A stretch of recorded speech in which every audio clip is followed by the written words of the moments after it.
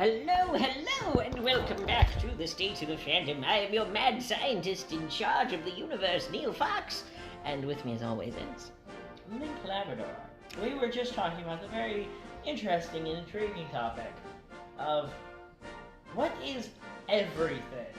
Yes, the theory of everything is a very, very, very, very, very, very difficult topic. And let me be clear, I do not have all the answers, because I am not an astrophysicist. I have a lot of interest in astrophysics.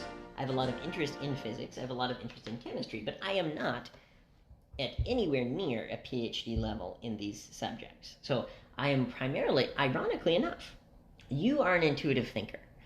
I am mostly an intuitive thinker in these subjects because I am not trained in the mathematics. However, I have studied them in depth, and my understanding is that you can understand these subjects without having to delve super, super deep into the weeds of the math. Yeah. So you can understand these concepts. So it's a lot of analogies. Yes, exactly. So I've got to, because we're now doing it for an audience, I have to start over in part of what I was saying, okay? Yes. So we've talked about this before. I don't think we've talked about it on the podcast, but life, as we understand it, which is nothing more than information processing. Mm-hmm. Life can exist, we think, for somewhere around 10 to the 100 years into the future. So we've talked about these types of numbers before, but just to reiterate for the audience, we're not talking about 1,000 years, we're not talking about 1 billion years, we're not talking about 1 trillion years, we're talking about a Google, G-O-O-G-L, I think, or something like that, or G-O-O-G-O-L of years. Okay? Yes. Now, if you want to, audience, look up on Google Images what that means, because it is a 1 with 100 zeros after it. It is a huge number of years that life could exist. Okay? So, I was just explaining to you protein synthesis for a specific purpose. Yes. Are you ready? So, DNA is a sequence of information. That's all it is. It is nothing but information. Now, it is stored, like I said, in 4 different types of bits instead of 2. So a 0 and a 1 is 2 bits. That's a binary system. Now, DNA is stored in 4 different types of proteins. It's ACTG, if I remember correctly. And I could look up the exact names of it, but it doesn't matter. But the simple fact is that with the technology that was created by Alan Turing, it's actually very simple to simplify a more complex system of information storage into a binary system, a system of ones and zeros. So you could store, and we have stored on people's desktops or phones now, we can store your entire genetic code, everything that makes you, you. Yes. Other than your life experiences, we can store all of that on a cell phone in a tiny little file. That's incredible. Yes. Now, protein synthesis. The only way that cells can copy proteins or bits of cells, bits of you, the only way that they can make more cells or prolong your life is by making proteins. Now, a protein is created by a little robot, quote unquote, a little cellular machine going along the DNA and copying a specific portion. Okay? So the DNA is just a linear sequence. Okay? A linear sequence. A line. A one-dimensional machine. Yes. And when it is copied, it is also a one-dimensional machine. As you can imagine, and I've got, for the sake of the Labrador's understanding, I've got 2 paper towels here that I have folded into quarters to make a long line about a foot long, okay? So let's imagine that one of these is DNA and one of these is the protein, okay? Yep. So the little robot, you can think of it as a robot because that's basically what it is. A little robot goes along and copies the DNA, and then it splits off from the DNA, okay? It's more complicated than that, but we're simplifying it. It's very complicated. And then this little piece now is just a straight line. Mm-hmm. Now, you are not a one-dimensional being, correct? No, I'm not. You are not a two-dimensional being. You are not a being that can live on a piece of paper. You are a three-dimensional being. So how do you take a one-dimensional object and make it into a three-dimensional object? The way that it works in our cells is that it makes this line that is, let's say 1,000 proteins long, for example, and then there are little bits that fold onto themselves to make new three-dimensional shapes. So let's just break it down in a very simple way, okay? Mm-hmm. Let's say that you are making something for a white blood cell to fight a virus, okay? Yes. So this is something that happens all the time in your body. This is something that's happening right now in your cells. Okay? Yes. So I've got a spoon here. We're going to assume this spoon is the virus. Yep. So now your cells have to make something that can... He's starting to get bored. Okay. No. It's very interesting. Hold on. It is. This is the virus, okay?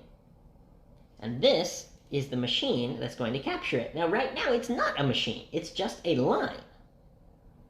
And so what happens is it starts to fold in on itself in a very specific way. And every time this protein, every time that your body makes this certain type of protein, it always folds in exactly the same way. And then, so now I have a little machine, quote unquote, that can then capture the virus, okay? So the virus here, okay, now it's captured, see? Uh-huh. A line could not do that. No. It has to be a three-dimensional shape to be able to do this task, right? Yes. Okay. Are you ready? Because this is something that almost no one knows. Uh-huh. There are books about this, but they are so obscure, so esoteric, so strange, that I would be shocked if more than a few thousand people on Earth know this information. Go on. Okay, are you ready? Yep. All right. So, I have to re-explain part of it because it's before we started recording, okay? Okay. So, in 10 to the 100 years, you could have a civilization that now has the power of multiple galaxies at their disposal. Yes. In addition, something that I didn't mention before is that by definition, these galaxy-wide civilizations would have to run exceptionally slowly. So you couldn't have a being in this late stage of the universe, you couldn't have a being with the body temperature of a human. You couldn't. It would be impossible. You might be able to have something like a computer. Maybe. Not a modern computer, but a far future computer that runs on a tiny, tiny, tiny, tiny, tiny amount of power. Because it's so cold that it's difficult to heat things up, even that tiny amount. Okay? So, these far future beings, these far future civilizations, probably based on silicon, I would guess, probably not based on carbon, probably more like we would consider a computer than a human being, but, we're talking about a very long time in the future. It's not like we're going to go extinct anytime soon unless Putin blows us all up. So, these far future beings could, on a billion-year timescale, relatively simply transmit information between their civilization. Because if you're talking about 1 billion years and the speed of light, you could transmit information between different star systems easily. It would not be difficult to do. Hold on. Patience. I know this is complicated. I need your attention, please. Okay? Patience. So, let's say that in a different universe than ours, this far future civilization was able to find a parallel universe that was younger than its own. Okay? This universe is dying. This universe that they live in cannot sustain life for long, quote unquote, on a human time scale. It would be an absurdly long period of time. It'd be billions and billions and billions of years. But if to you, time passes very, very quickly, you'd be like, wow, it's not going to be very long before we cannot exist. So why don't we send either matter or information to a parallel universe? And if you have billions of years to do it, huge amounts of energy, the energy of entire galaxies, of it would be black holes by that point, and neutron stars and stuff like that, but the energy that you could amass would be absurdly huge. Now, here's the information that almost no one knows. Okay. You could, in theory, transfer matter one particle at a time into this parallel universe using something like a wormhole. Now, a wormhole is, from our perspective in the 21st century, a science fiction concept. But there are solutions to Einstein's equations that allow for these types of really weird celestial objects. It is possible that they are not possible to make, but who knows? We're talking about a gazillion years from now. We're talking about a civilization that has an absurd amount of computing power, an absurd amount of energy at their disposal. Who knows? Maybe they could make a wormhole. And if they could make a wormhole to a parallel universe that was younger than the universe that they reside in, and they could pass through even one particle at a time, one particle at a time, one atom, or one quantum particle at a time, it is possible that you could build in the same way that a cell builds a protein. It is possible that you could build robots in this parallel universe by sending one tiny piece of information at a time, whether matter or energy or light or whatever. We don't know exactly what type of information could be sent, but let's assume for the sake of argument that it was one quantum particle at a time.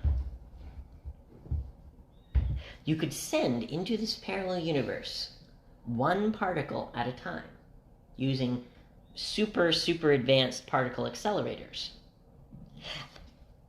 And the same way that your body creates proteins, you could reassemble a robot on the other side of the wormhole. And that robot could create life in a lifeless universe. You could transfer, using only information, you could transfer life from a dying universe to a new universe. Now, what type of universe do we live in? A new universe. Yes. So what if? What if that is how life came to this universe?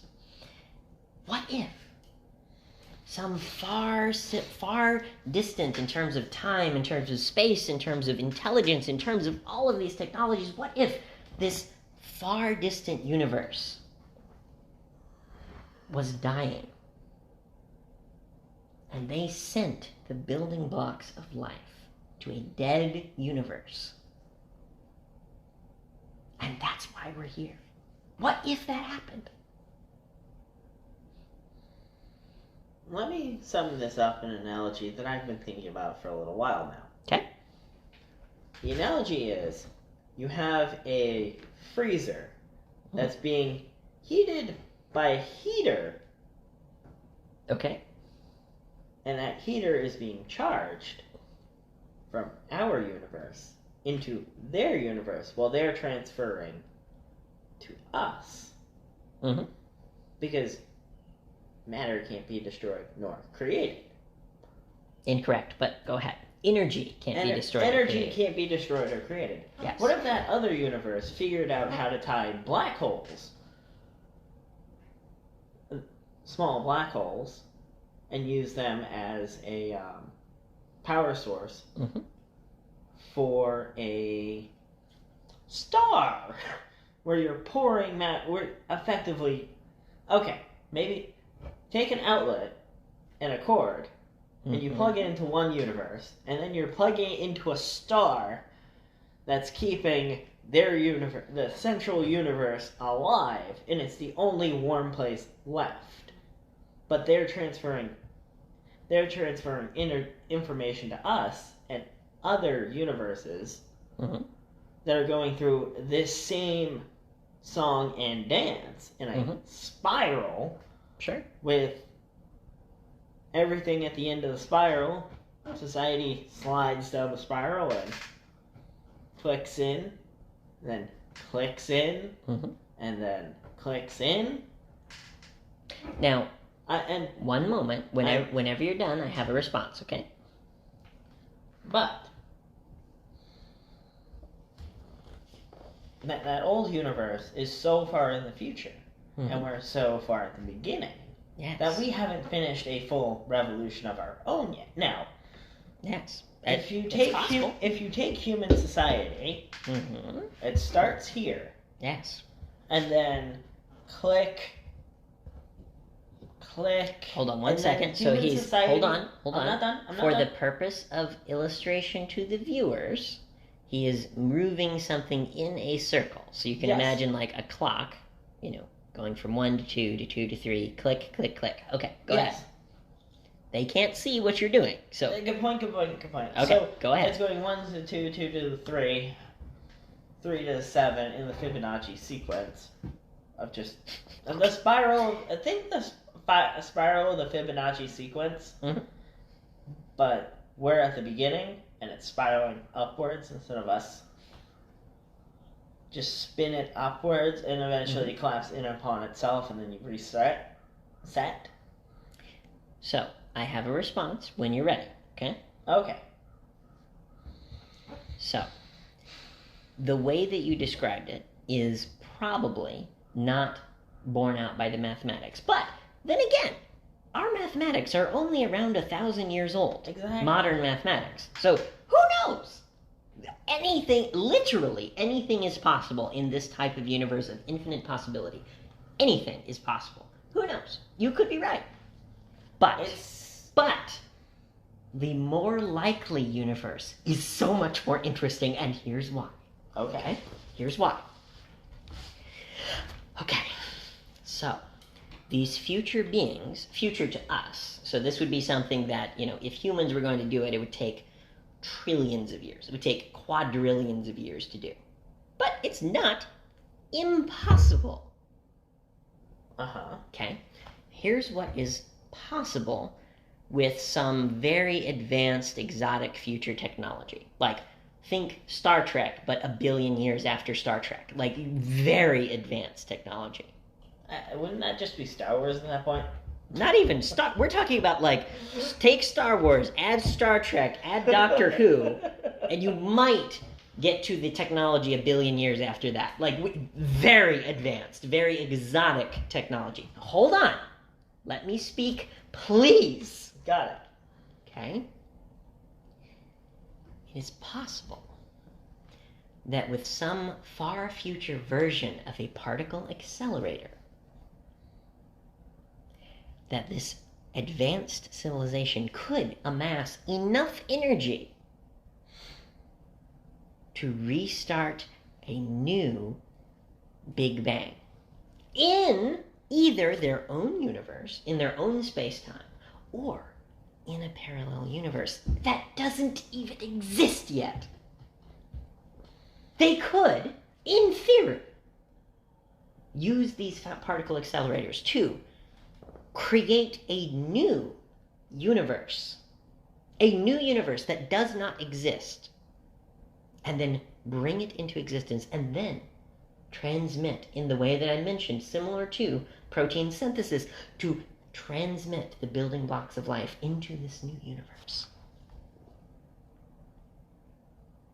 And that could be the solution to simulation theory, that it is a simulation and a base reality and real all at the same time. That could be the answer to everything.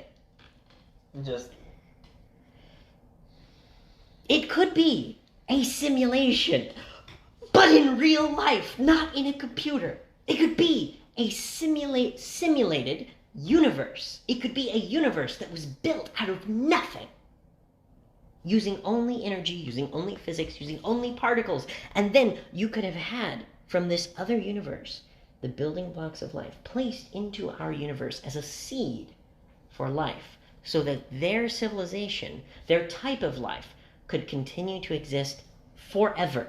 Not 10 to the 10, not 10 to the 100, not 10 to the 10 to the 100. Forever. Indefinitely. Could last forever.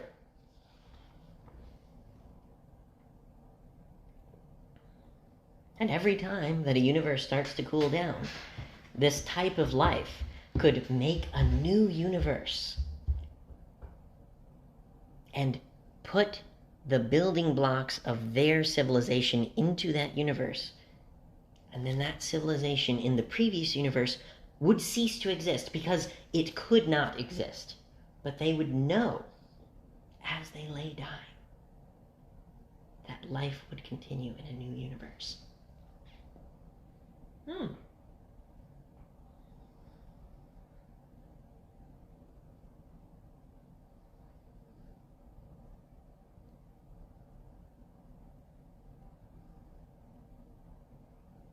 Now that is very, to be clear, it is exceptionally speculative. Who knows? It might be impossible to prove. But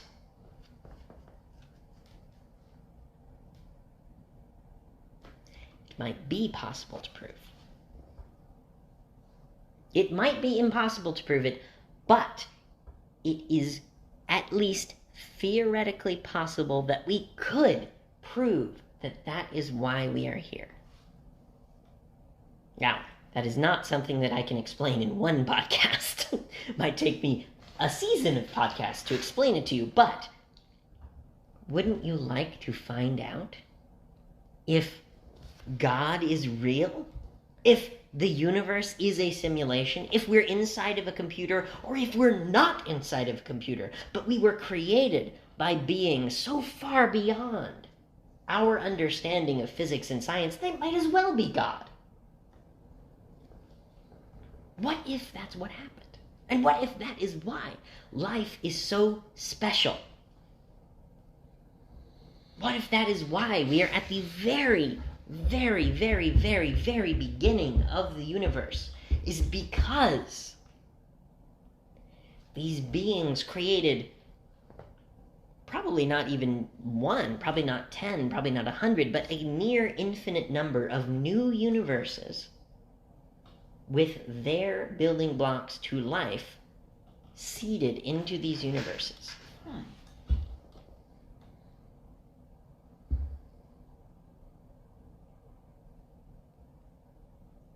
I don't think he's high enough for this.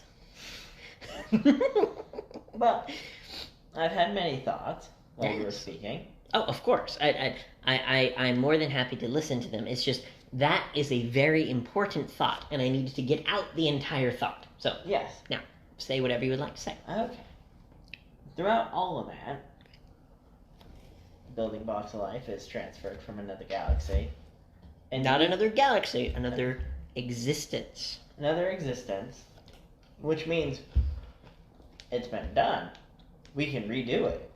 Uh-huh. And it's going to require the cooperation of the entire fucking planet. Not just the planet. It's going to start with the cooperation of the planet to come together for such an important task. Yes. Everyone's going to fight us along the way. Everyone. Literally. Everybody. It's such a complicated idea.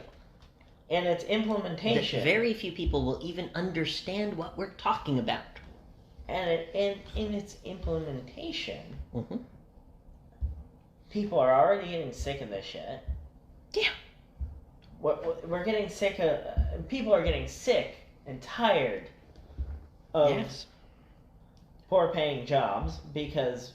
Of course. Everyone's frustrated. Have you tried to get a burger these days? the workers, at least in Indiana, they are pissed off as shit. Everyone's pissed off. Not just Indiana. As they should be. Not just Indiana. Yeah. Well, we've traveled the country at this point just a little bit. That's in fair. the last 2 years, my partner and I, we've been traveling the country. I started off in Maine a year ago, and I traveled down here. And I've traveled a lot for conventions. I've been to most of the major cities in the United States, and it is the same everywhere. Everyone's pissed off. Yeah. Everyone's pissed off at the corporations. As they should be. And people still need to buy their products, but... No, I need to have you pause for one moment, my dear. I'm not done. Okay, whenever you're done, I need you to pause so that I can respond, okay? Okay. And my second point is everyone still needs their products, so people are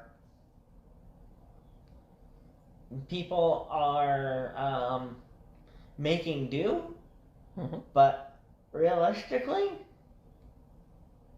we're all starting to become a little bit more prepper-ish, a little more self-reliant. You think? And that's my soapbox for the moment. After 3 years of empty store shelves every couple of months? Yeah, I wonder why people might start being preppers. So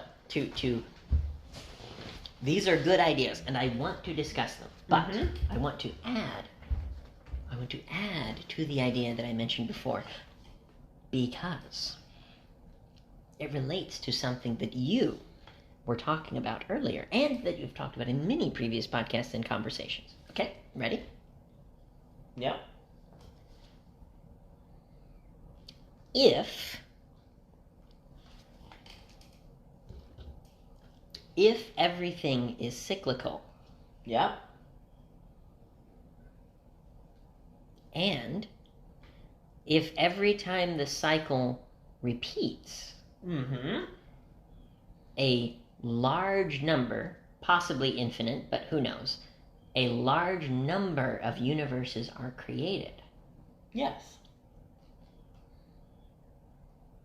Then we're not talking about one revolution of this cycle. We're not talking about, one universe was dying, and so they created a new universe and they seeded life into it. Yep. If it is cyclical, and if life can, in principle, exist forever, then we are not at the beginning of this cycle. Because it only had to start once. Yes. Once. Not in this universe. In any universe. In any quantum reality. In any universe. Throughout an infinite sequence of time. In any universe, this process had to start. Yes. And once it starts, it could repeat an infinite number of times. So similar to, and this might be a bit of a morbid analogy, but similar to a bacteria. Yes. Or a virus. Once the virus exists, it can replicate a near infinite number of times. And in the same way, in the same way that a bacteria or a virus can copy itself using nothing but DNA or RNA, life could, in principle, copy itself into new universes an infinite number of times. Not only universes that could, in principle, already exist, but making new universes. Making new Big Bangs. Making new universes of existence that did not exist before for life to exist in. And so simulation theory could be true. And we could be living in base reality at the same time. To put it in a different analogy, let's take human development and an atomic bomb. Sure. The atomic bomb is simply, for this analogy, I'm going to use the word atomic bomb as a revolutionary idea. Sure. That took everything down, and then people built up upon it. Sure. As a bomb does. So, human existence had several key factors, several atomic bombs that helped it move forward. Several big ideas, we'll say. Several big ideas. Yes, because especially to a concrete thinker like myself, several atomic bombs throughout history sounds kind of scary. So we're going to say several big ideas. So what would some of those big ideas be? It sounds scary because it is scary. No, I agree with you, but let's not confuse the listeners by talking about atomic bombs when we don't have to. The Cambrian explosion is explosion, quote unquote. It's not a real explosion, but it is a proliferation of species. We go from basically single cells and just a couple of cells together as life, and over the course of not very long in geological or astrophysical time, we're talking about a couple million years, or 10 million years, I don't remember exactly, over a short period of time in terms of the universe as a whole, we go from single-celled life to worms and crabs and things like that we would recognize as animals. Yes. That would be an example of a big idea, not a conscious idea, but a big event in history that allowed humans to exist. So I see that we're starting with the very beginnings of cellular life, and I've moved ahead to human beings. For the analogy that I'm going to put is, Sure. I'm trying to figure things out from 10 stories up on a spiral staircase, and he's starting at the very beginning of the spiral staircase. Not even the first step. You take a microscope and look at the particles on the floor. That's where I am in terms of life. But yes, but when you talk about big ideas that are big events that allowed human society to exist, these are the kinds of things that we're talking about. So, the invention of writing. The invention of farming. Yeah. The invention of space travel. These are big things that, if they were never invented, dinosaurs, as far as we know, never invented space travel. No.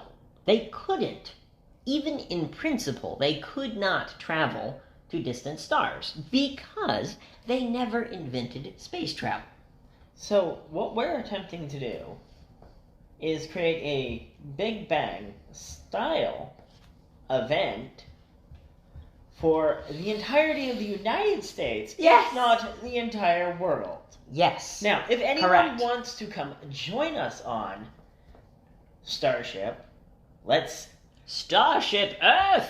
Starship, let's defuck this Earth here. Starship, let's not fuck ourselves! Yes, I love that Starship name. Starship, let's care about each other. The Starship, a furrypresident.com. Furry president, yes.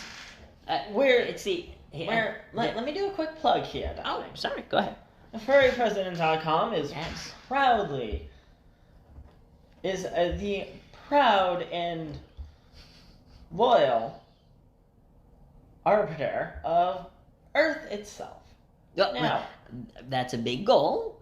Let me simplify it a little bit for you, okay? Yes. Because you had some legal THC earlier. Legal, I want to emphasize for the listeners. Legal THC. You're getting a little bit into the clouds. A little bit into the clouds. Let me bring you back down to earth just a little bit. Let me bring you back down to the first step of the spiral staircase, okay? Yes. You ready? What we are trying to do is prevent human life from destroying itself. Yes. Because I, as a person interested in astrophysics, as a person interested in space travel, as a person interested in seeing life continue many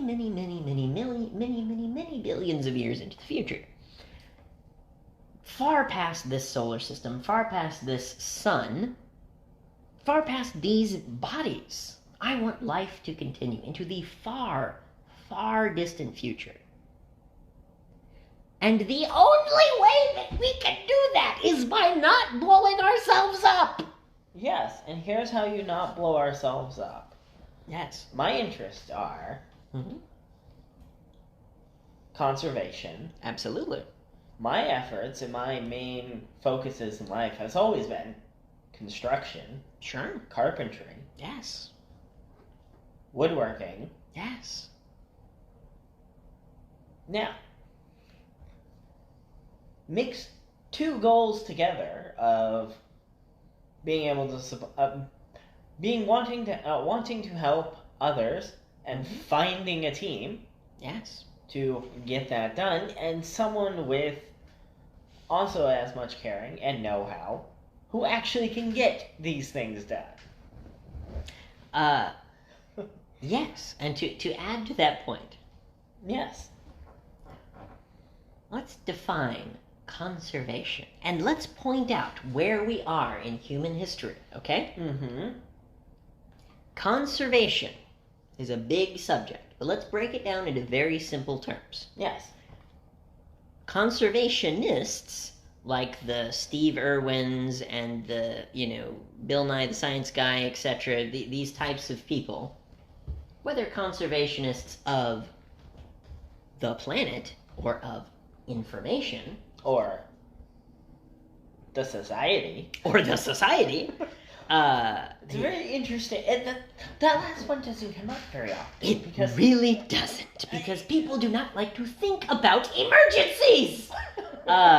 So, if we're going to break down what conservation is in very simple language as a sentence, here's how I would do it. To see the things that we care about. When I say things, we could include all types of nouns, people, places, and things. To see the people, places, and things that we care about continue into the future. Yes. Okay? So for a Steve Irwin, what he would say is something like, I want to see all the wildlife of Australia continue into the future. And what someone like a, Neil deGrasse Tyson might say is, I want to see people of the future traveling to the stars. I want to see human civilization last long enough that we can leave Earth and colonize the galaxy. Those goals are very different, but they have at their fundamental basis the same idea of conservation, of conserving what is important to humanity for the future. And we are not doing a very good job. No. 1, atomic fucking weapons. 2, we are at this moment in 2022. We are at this moment in the middle of a mass extinction event. More species have died in the past century than in the past several million years combined. Now, there are many studies to back this up, but here's just one. And you can do this study yourself. It's very easy. Ask your grandparents or your parents to think back about 50 years ago, or 25 years ago even. But 50 years ago is a better comparison. Ask your grandparents to think about 50 years ago. So that would be in the 1970s, okay? When you did a road trip in the 1970s around, say, Route 66. Yep. After a couple of hours of driving at 60 miles an hour, or 55 or whatever it was at that time, your windshield would be covered with bugs. Yes. Covered. It happened to me many times. To the point that it was difficult to see out of the windshield. Yes. That doesn't happen anymore. Because we are in the middle of the biggest mass extinction event in the past several million years. The bug population. Now, to be fair, people other than, people who study bugs are not particularly sad that a lot of mosquitoes and beetles and whatever have died. But this is an experiment that you can do yourself. Yes. Drive. I encourage any person listening to this podcast, go out and drive 100 miles in the middle of farmland, where you used to, in the desert, have your windshield covered in bugs. In farmland, it was even worse. Yeah.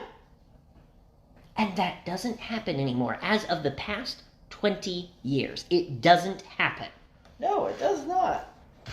So we have all of these people, all of these millions of people, concerned about conservation and doing their best to conserve whatever small thing, it's small in terms of a universal scale. I mean, it's important to them, obviously, but conserving that small piece of humanity's history that is important to them.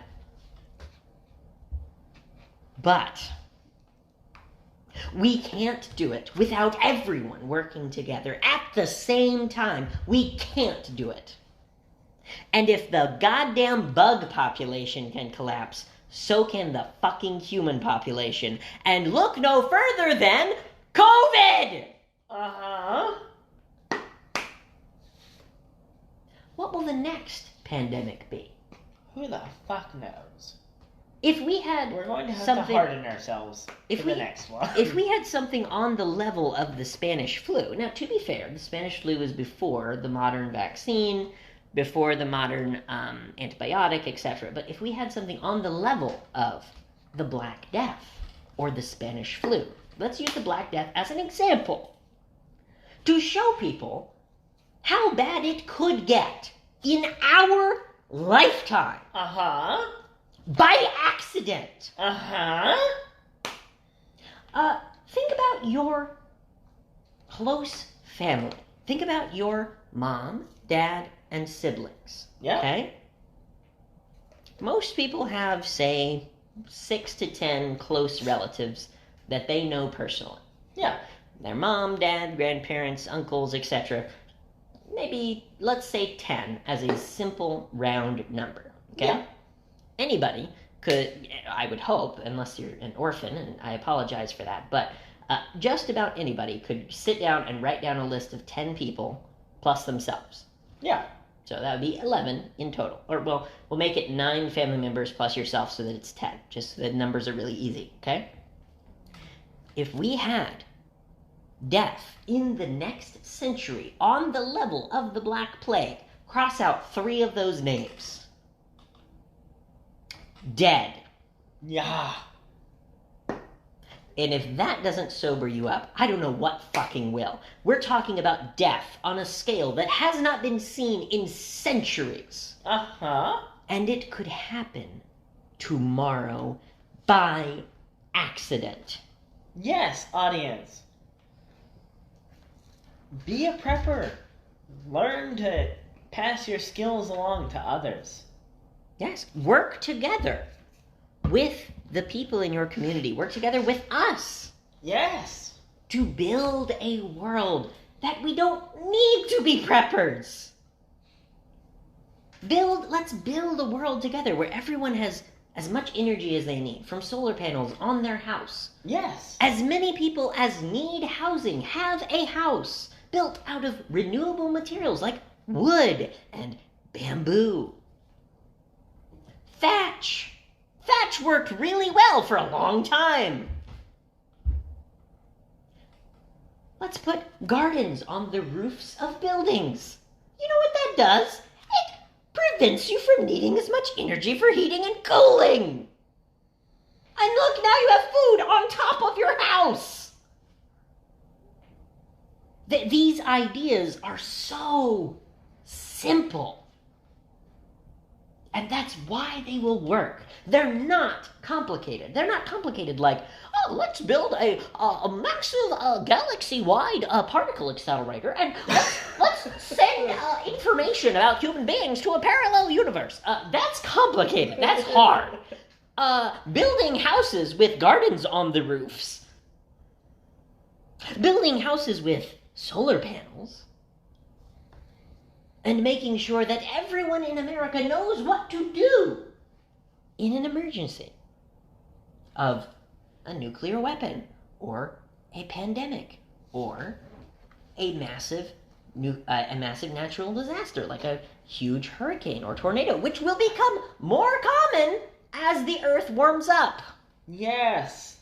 We can't stop the Earth warming up. We can't. At this point. Unfortunately, it is impossible. Even if we reduced our emissions to zero and started reclaiming carbon pollution from the atmosphere today, the Earth would still warm up by at least a degree over the next 50 years, and then start to come back down. Yeah. It is impossible to stop it at this point. Impossible. Unless an alien comes down and just takes half the carbon back on their spaceship, it is impossible. Yeah. So we have to prep. We have to prepare everyone on Earth for this disaster that we know is coming. Well, you brought up an interesting point. Sure. People are going about carbon capturing the wrong way. You think? Here's the thing. You capture the carbon, and then you use that carbon in... you use that excess molecules of carbon in, carbon to energy generator. Well, let me give you an example, okay? Let's say... Carbinator. Oh my God. Let's say, hypothetically speaking, that, and this is probably not a doable proposal, but we're doing a thought experiment, okay? Yep. If every person in America and Europe and the developed world, where people have money to do these kinds of things, if they chose to, if every person in America just planted trees in their yard instead of grass. Mm-hmm. Darling, what is a tree made out of? Carbon! Yes. Carbon! Mm-hmm. And so, again, this is not something that is probably doable with current technology just because it would take a lot of convincing people to do it. But hypothetically, if we turned every grassy lawn in America into a forest, we would reduce carbon overnight in terms of the global scale. Here's in thought. A couple of decades. I have a thought experiment. Yeah, go ahead. Instead of turning every single person's lawn into carbon... Into a tree. A tree. Yep. You build massive... Fuck off. You build massive fuck off rafts with trees on them, and you stick them in the fucking ocean. Sure. This would be... We have... hold on one second. We're getting close to the hour mark, so we will at least have to take a break, at the very least. But we have a lot of ideas about how to use the ocean to make humanity better. Because, darling, why are we not using 2/3 of the planet 2/3 of the planet. That is called international waters. That means that anyone on Earth can use it. Here's what you do. Mm-hmm. 1, you get together a company that has a fuckload of ships. Like Maersk, one of my personal favorite companies. 2, Or the Navy, for example. 2, you find a company like Maersk that already has the ships built. Sure. All the shipping containers built. Mm-hmm. 4 million shipping containers. Why the fuck aren't we just building city-wide rafts in the middle of the ocean that have desalination plants, nuclear fucking power, and solar power too? Solar power, wind power. Sure. Why are we not? Yeah. A terrorist is going to invade a research installation in the middle of international waters. You know what you can do to that terrorist?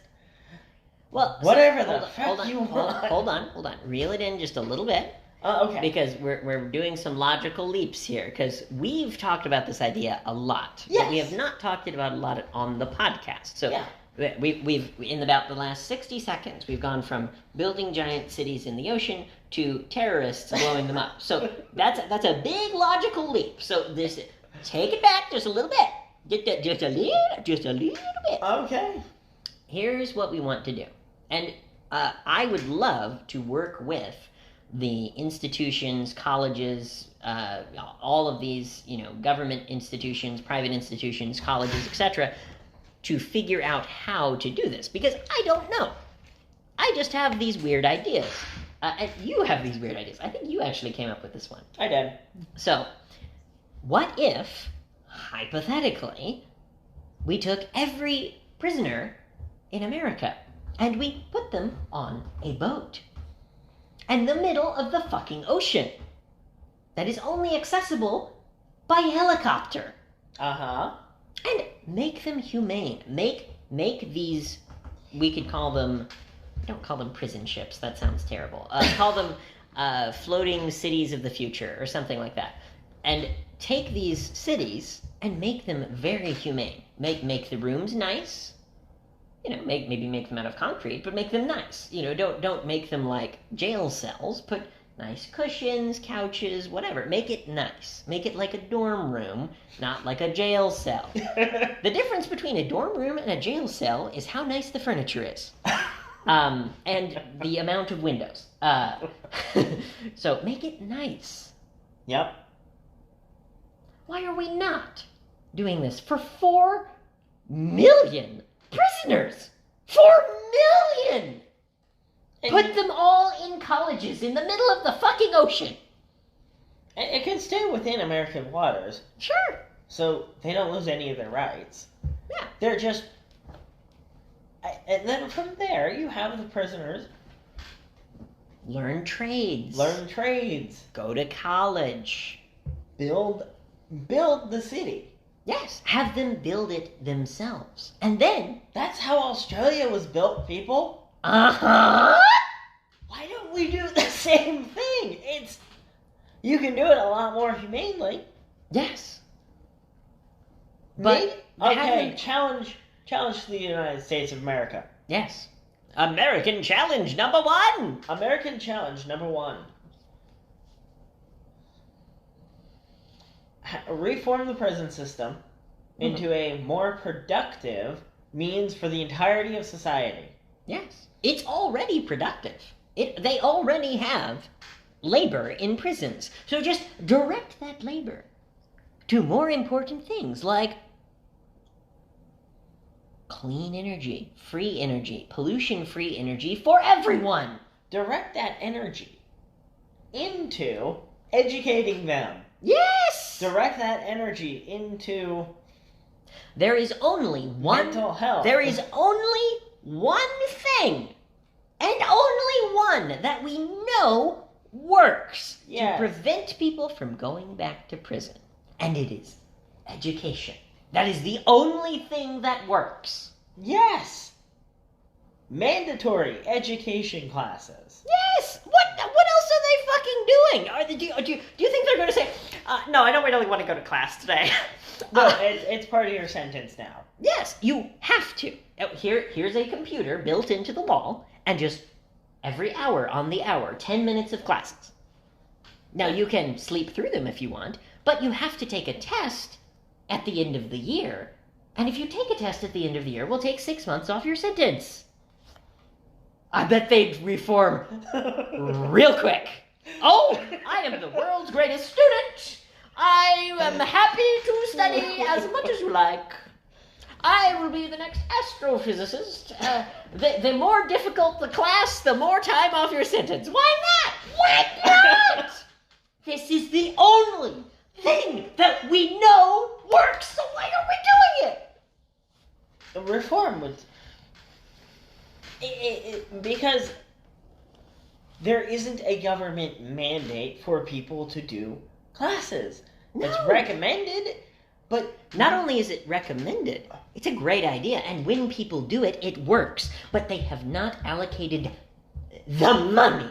It's a money problem, like everything else.